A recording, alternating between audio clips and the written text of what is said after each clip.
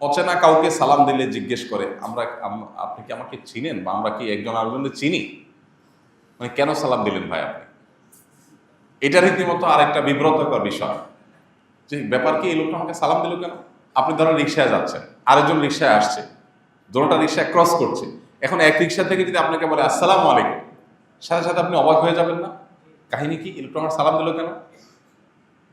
মানে ব্যাপারটা কি এরকম যে ভাই মানে এই লোকটাকে আমি মুসলমান মনে করছে, সালাম দিল কেন? তো এই যে একটা কালচার আমাদের সমাজে গড়ে উঠেছে, এটা কেন হয়েছে? কারণ সালাম দিতে আমরা কোনটা বোধ করি। কর্পোরেট জগতে তো এখন সালাম দেওয়াটা রীতিমতো দোষের। বিশেষ করে গত বহু বছর ধরে এদেশে কর্পোরেট জগৎকে এমনভাবে তৈরি করা হয়েছে যে বড় বড় ব্যবসা প্রতিষ্ঠানে, মাল্টিনেশনাল কোম্পানিগুলোতে, বড় বড় বাইং হাউসগুলোতে, বড় বড় প্রতিষ্ঠানগুলোতে অনেকেই আছেন যে সেখানে সালাম দিতে চিন্তা করে, সালাম দিলে আবার মনে করবে বেটা বোধ হয় মৌলবাদী মৌলবাদী, হুজুর হুজুর মনে করবে যে হুজুর আবার এখানে কেন আসছে।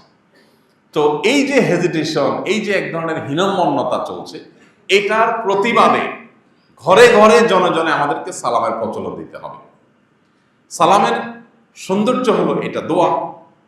আবার সালাম যত বেশি সমাজে প্রচলিত হবে, নবী সাল্লাল্লাহু আলাইহি সাল্লাম বলেছেন, তত বেশি নিজের মধ্যে ভালোবাসা, সম্প্রীতি এগুলো তৈরি হবে।